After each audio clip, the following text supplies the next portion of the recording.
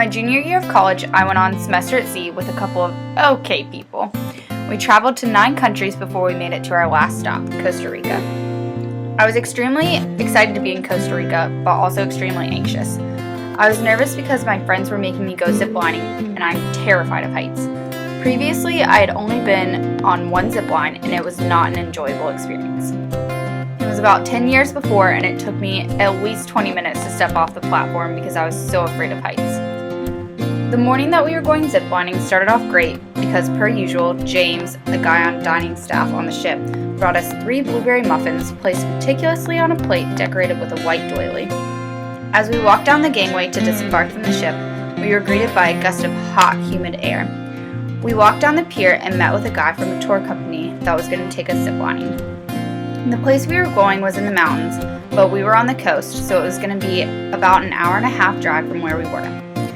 He started off the bumpy ride by telling us all about Costa Rica and a bunch of interesting things about it. Then about 20 minutes into the ride, he pulls the van over on the side of the road and tells us to get out and follow him. We all stared at each other uncomfortably, unsure of what to do. And the first thought that popped into my mind is that he was going to murder us, but we cautiously followed him across the street and down into a little ditch. Turns out he didn't want to murder us, he just wanted to show us a hot spring, something that Costa Rica is known for.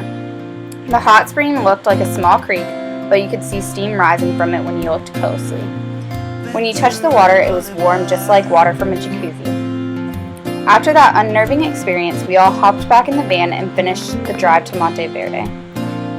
When we arrived, the temperature had dropped at least 20 degrees, so we were all freezing because we had not been anywhere in 3 months that had been less than 80 degrees. As staff began putting the equipment on me, I thought for sure I was going to die. I made them double and triple check the harness and helmet as they put it on me. As I held the cold metal carabiner, anxiously waiting to go, I told my friends that I had to go first so they could push me off the platform. Thankfully, once I was clipped into the zipline, I couldn't touch the ground, so I didn't have a choice. There were about 10 lines that were connected, so you just went from tree to tree, and they were pretty short. I got used to those pretty quickly and began to think that it was not as bad as I thought it would be.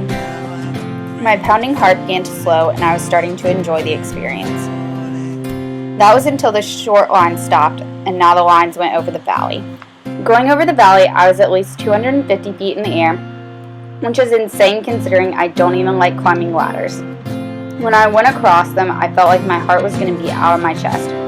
I had such a feeling that the line holding me could snap at any second.